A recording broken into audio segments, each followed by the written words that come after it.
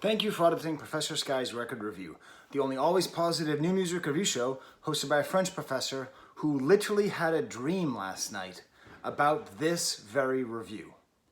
I had a dream that my family was in Marseille, in France. And not just my family, but like my wife, my kids, and my ex-wife, who for some reason was with my ex-girlfriend's brother. And the whole time that I was in Marseille and I was planning out my day and what were we going to do, I was thinking, how am I going to review the 100 Gecs album? Like, how am I going to give it some kind of framing device? Because the thing about this channel, one of the things where I try to distinguish it from any other review channel, is every episode has some kind of framing device, right?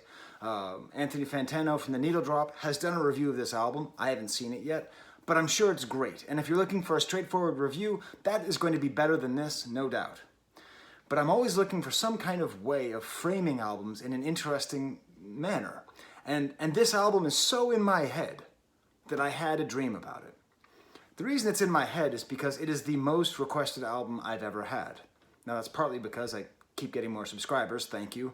Please do subscribe to me. I do get a legitimate dopamine rush every time I get a subscriber.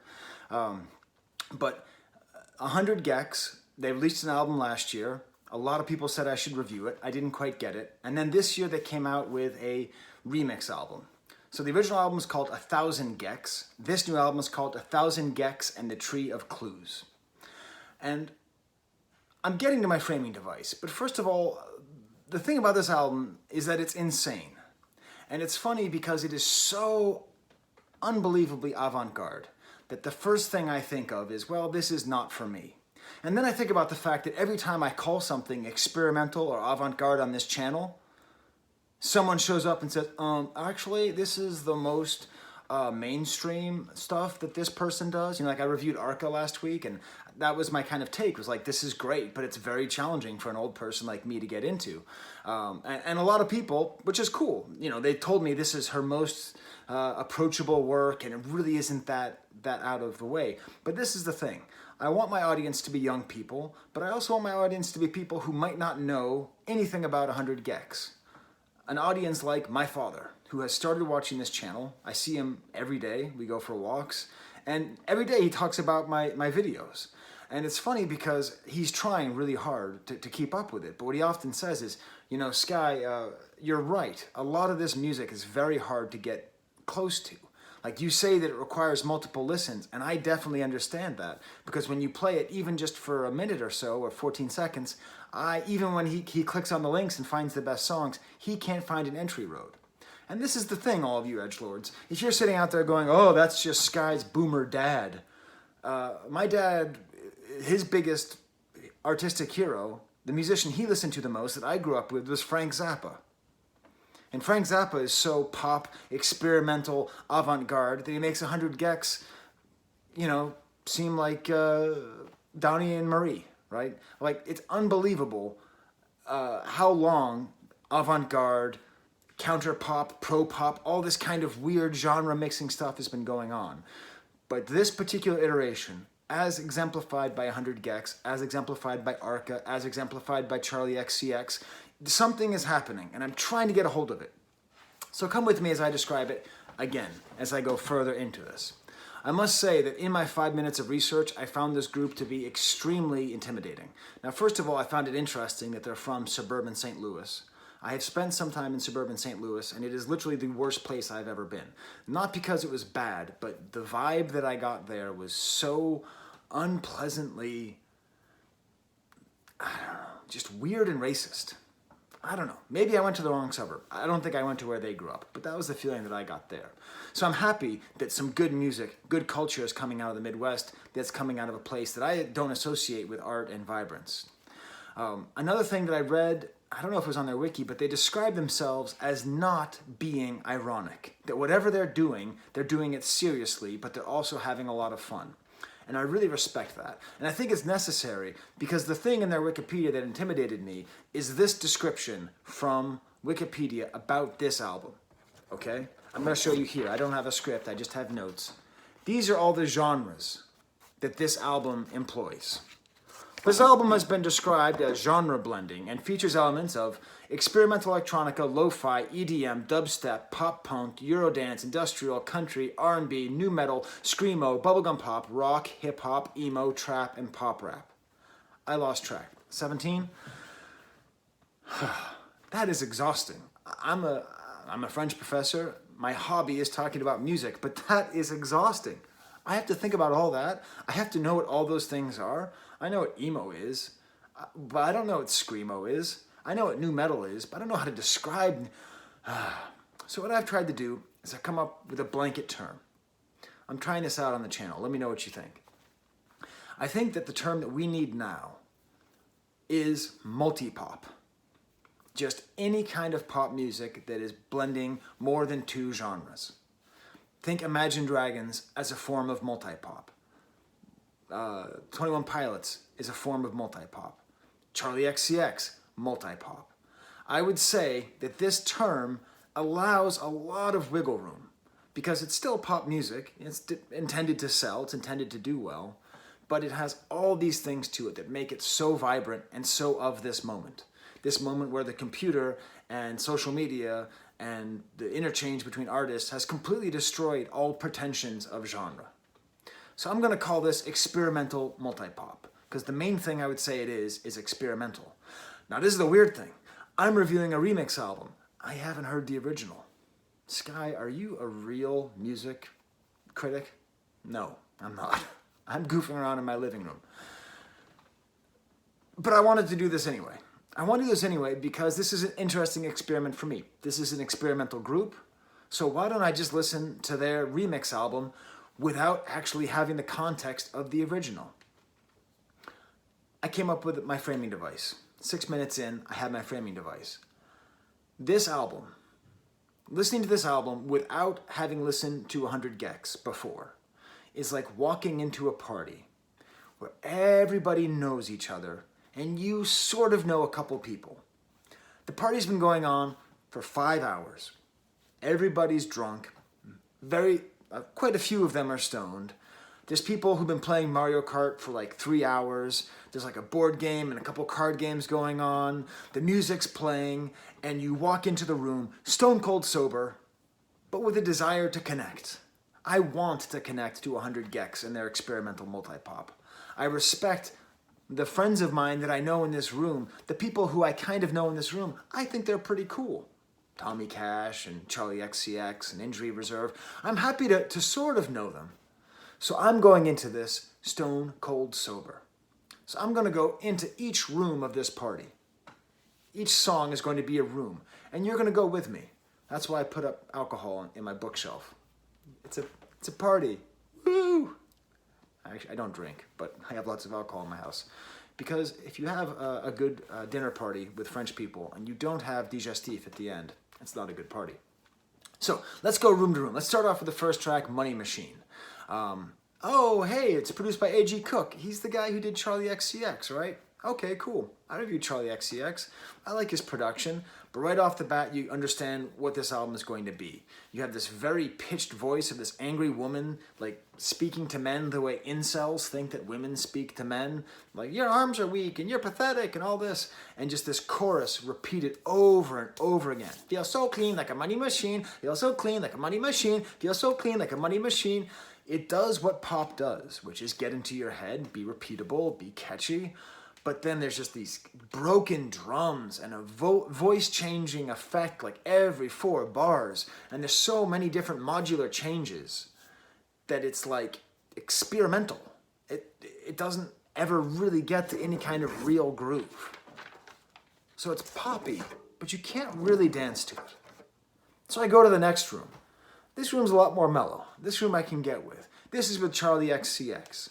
In my little metaphor here, Charlie XCX is the most popular person at the party, the kind of person who knows my name, and I'm like, oh my God, she knows my name, but we're not close. You know, I've listened to one of her albums, I liked it, but I don't really love her or really know her, but we're cool. And then when I show up to the party, she gives me a little wave. And I was like, oh, hey, Skye. Oh my God, she just knows my name, the most popular person at this party. This is probably my favorite track on the album, maybe because it's the least challenging, Maybe because I'm just, this kind of experimental multi-pop is difficult for me. But it's nice because it's not that approachable. It's still very altered. It's still lots of psychotic sounds. There's a great breakdown at the end with this very strange metal drum sound. So what I want to do is I want to play you a little bit of this song as an example of what this sounds like. This is not the most extreme version of this album, but it gives you the idea of this chorus just, my boy has his own ringtone, it's the only one I got, it's the only one my boy has his own ringtone. I think they say this at least 100 times. I'm not joking, probably at least 100 times.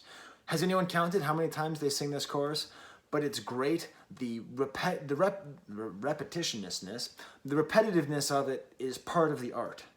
It is so extreme that it actually goes beyond being just like pop, where they repeat the chorus one more time, to the point where you are being assaulted with this amazing, banal, funny, true chorus. My boy has his own ringtone. It's the only one I got. So let's listen to it a little bit here.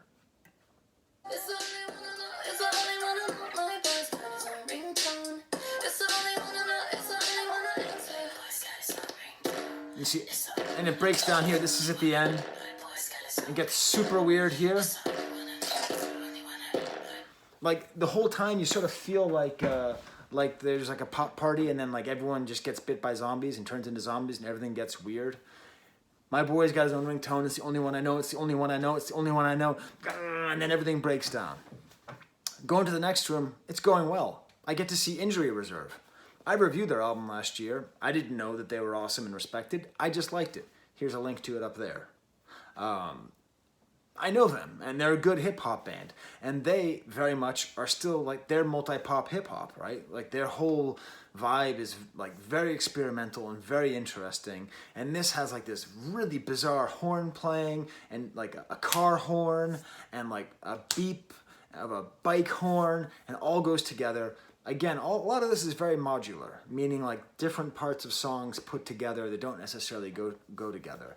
And then at the end, there's a whole new part, a whole new modular part talking about All My Bread. But this is a great way of using hip-hop and using experimental hip-hop and folding it into experimental pop in a very agreeable way. At this point, I realized I was going to have fun at this party, right? Like, I was happy to be here. I didn't really want to get off the couch. Everyone told me I should go, and now I'm here.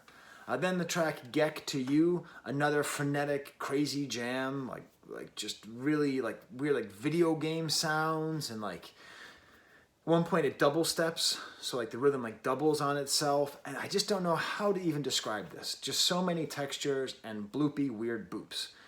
This room of the party, just a bunch of people I don't know, and I'm a little bit uncomfortable. So I'm going to go next to Hand Crushed by a Mallet, which is a remix with, amongst others, Fall Out Boy. Fall Out Boy. Now, I'm such a Simpsons fan, I'm still mad that they're using a Simpsons joke as their name. I don't really know them. My daughter likes them, sort of. My daughter likes all that emo, Hot Topic music, but Fall Out Boy never made it to that level, and I think I can see why. But what's nice here, again, is this party, it's like a theme party where every room is totally different. You know, and this room is just totally different than the previous one. It's totally different than the hip-hop room, different from the Charlie XCX room. This really does feel like an emo song, like something you would hear at Hot Topic with a nice, clean, whiny voice and guitar. But then it gets really nice at the end, where it's like the drums get just super blown out, and the guy's like whining and singing, and then his voice gets cut and turns into a new vocal sound, and just the screaming and the whining. In order to listen to this album, you have to be ready to not have a headache. This album will give you a headache. A lot of good parties will. Next track, 100 Decibel Cloud. Very kind of straightforward for this album, meaning it's experimental and aggressive. Nice like drum beat with all these random clangs over it. Lots of metal distortion. If I would say there's one kind of trademark sound of this new era of experimental multi-pop, it is metallic. Just metallic sounds. Even when things get distorted, they get distorted in a way that goes very well with the sound of a gear slamming against a wrench. Then we get to Stupid Horse. This is great. I can't wait to listen to this again. This is like an imitation of one of those songs from the 90s that was way too popular, like a house song that just became like I'm Blue, da-ba-doo-ba-da-boo, like that kind of style. But it's a story song that's all about like feeling sad and then going to the races and then banging the jockey and then stealing his money. It's this really weird story where it feels like someone did a stream of consciousness story where they started. I went into a room in the party, and I started a story, and the next person had to continue with the next line, and it got crazier and crazier. That's how the song feels. And so everyone's drunk, and they're like, I was sad, and so I wanted to go to the track to see a horse race, and I went, and then I saw the jockey, and then I had sex with him, and then I robbed him. Like the whole way around, it has that very odd feeling. But this is great because it has like lots of great sounds in this one. You know, any kind of electronic dance music, experimental or no, the choices that a lot of the production is in what sounds do they choose, what sounds do they not choose. And I love, they have great burpy synthesizers in the pre-chorus, which I really like. And then it ends with just very emo metal sound. These songs are an adventure. Like, you start one place and you go all over the place. And I don't know if this is what 100 Gecs does or not. Sorry, that was my stomach. I'm getting hungry. I don't know if that's what they do or what the remixes do, but it's very dense, very rich. I've only heard this album twice, but I get the sense if I sat with it longer, I would get a lot more from it. Speaking of which, if you are watching this and you are a super Gec fan, what is it that comes out with multiple listenings? Could you say that in the like the auditors of the show are great. They get, whenever I ask to give very good detailed explanations, they usually do. So like, what is it that it becomes great and transcendent in multiple listenings to Gecs? And also, what's up with our name? I read something on Wikipedia that it's a duo, a man and a woman, and the woman got sent one gecko but got 100 by mistake, and that's why they're called 100 Gecs. I don't know. It goes to this whole thing about them taking themselves seriously but being not serious and being not ironic. Like, they use the word Gec all the time. I don't know if it has a meaning. Okay. Then we get to the first repeat song, Ringtones by Umru. I don't know. Apparently he's the guy who works with Injury Reserve. And this is a little bit later in the party. Okay, maybe I've had a couple glasses of pastis. This is a little bit less of a pop song. It's a little bit more like about the remix. It really feels some like actual ringtone sounds going on here. Just, it almost feels like this is exclusively a rhythmic experimentation. This is like going into a room and there's just like one dude and he's just bugging out. and you're just sort of like, oh, okay, I am God. All right, I'm just going to kind of move on. But then at the end, there's this cool thing that happens where the real voice, because that same chorus, my boy's got his own ringtone. It's the only one I know. It's the only one I know. My boy's got his own ringtone. You actually hear, because that's always distorted, always affected, a little bit of the actual voice, the actual Charlie XCX voice underneath. And it's really quite nice. And then they slow it down. So this it's like I go in, the guy's bugging out, and then after he bugs out, he just like stops and looks up and is like, how's it going, Skye? Cool. Yeah, I'm just going through something right here, but you know, it's good to see you. How's Bo doing? Toby? Dog's doing well? All right, cool. Like, a sort of unexpected, nice ending there. Then we get to the song XXI Would Never Stop, and this has Tommy Cash. And Tommy Cash was on my favorite song from last year, Who Said, by Mode Selector. It's weird though, he calls himself Mr. Worldwide. Isn't that what Pitbull calls himself? I think he's Estonian. This song is a little bit too much for me. I don't want to say it sounds like a Eurovision song because I just saw that Eurovision movie on Netflix.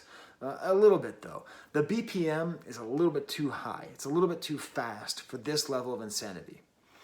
But this is what happened to me. The chorus for this song is not just 2 lines. It's like 4. And it goes all over the place. And my initial take is, oh my God, can you see my hat? That's my hat line. I went for a walk. Has this been on the video the whole time? You've been staring at the hat line? Oh, now I just made it worse. Anyways, I went for a walk and listened to this album. Okay, so the chorus has 4 lines, and I initially wrote that it's too long for this kind of experimental thing, like to have this whole thing repeated over and over and over and over and over and over again. But by the end, I ended up loving it. By the end, just like the other choruses, they're repeated to the point of absurdity, ad absurdum. And at that point is where you start to like it. It's kind of like Austin Powers, right? That's Michael Myers, his concept of, or Mike Myers, that's his concept of comedy. Do something, do it so much that it's too much, and then once it's too much, keep doing it, and then it becomes funny again. That's sort of what they do with their choruses. And what's great is at the end, they slow it down again. And when they slow it down again, I end up really liking it. And I ended up loving this chorus and thinking, I really hope that this song comes on again later on in this remix album, so I get to hear this cool chorus again.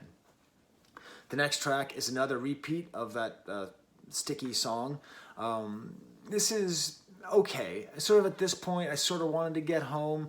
I kind of wanted to skip it, but I learned too much, and there was kind of a nice modular shift at the end. And then I got to the track Gek, with like a rapper with kind of like a weak sex verse. At this point, I was kind of tired, and I wanted to go home.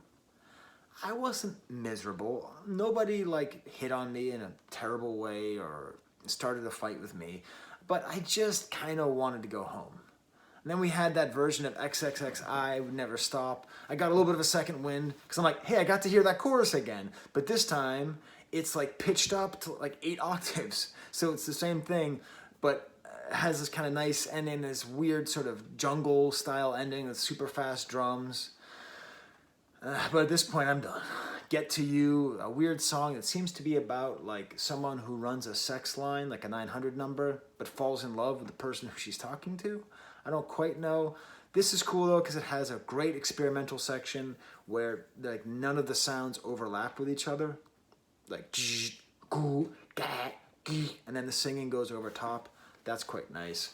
And then one more version of Hand Crushed, and I don't really have anything to say about that. Then the party is over, okay? I didn't drink a ton. I didn't get drunk and smashed. I wasn't totally into this album and just like, woo, this is the greatest. But you know, someone passed out and I grabbed a controller. I played as Bowser. I did a couple rounds of Mario Kart. I had fun. I maybe had like 2 glasses of pastis and got a little buzzed. Didn't feel like driving home. I crashed on the couch. Everyone else is just on the floor. Everything smells like, you know, beer and cigarettes, and it's all terrible. But I wake up in the morning, not hungover, a little groggy because I slept on the couch and I got that thing in my back. And I look out on the balcony, and there are the hosts of the party, 100 Gecs, the dude and the woman, right there on the porch. And they're having coffee, maybe one of them smoking, I don't know. And I go out. And I've never really talked to them before, but I've heard a lot about how they're cool people. That's what the last couple tracks of this album are. They are non-remixes. They are new songs, and they saved them until the end. And this is my chance to actually get to know these people, not through the weird filter of a remix album, of a party celebrating whatever the hell they are. And I go out on the porch, and I actually have a conversation, my first real conversation with them. Nice place you have here. Did you move here recently? That's cool. Oh, you're in grad school? What are you studying? Okay? Like I have that kind of moment of connection with the track Come to My Show, which has this wonderful introduction, which is very funny. It's like xylophones and mallet instruments and like tinkling piano. The piano, like, it sounds like a circus intro. It's very funny. And then the song starts up and it has this beautifully sweet lyric. I can't believe you came to my show. It hurts when you don't. And this is a reminder. All musicians, even experimental, super hot DJ, whatever, working with all the people in the LA scene, all musicians are insecure, lonely people. This idea, I can't believe you came to my show. It hurts me when you don't, is a perfect lyric. Because you're surprised and happy when it does happen, and you're crushed when it doesn't. It's repeated over and over and over again, but it's a great lyric. The singing is quite mixed up and quite interesting. The piano actually reminds me of the theme song to Teen Girl Squad by Homestar Runner. If you ever heard that, but it's really quite nice. Toothless is great because that gave me a chance to understand the interplay between the two vocalists. The male vocalist was a little too distorted to be understood, but the female vocalist was very nice and very clear on the chorus. A great breakdown and rhythmically interesting. It ends with 2 live songs, but I'm not going to do it. that's the party that starts up again with everybody who wakes up at 2. And I've already left. I've gone home. I've enjoyed my party at 100 Gecs and their album 1000 Gecs and the Tree of Clues. So there you go. There's my review. I'm very happy I went to that party, and I feel like I know those guys a little bit, and I look forward to seeing what they do next. Okay, well then, for the monks from the town of Chartres, there's the camera.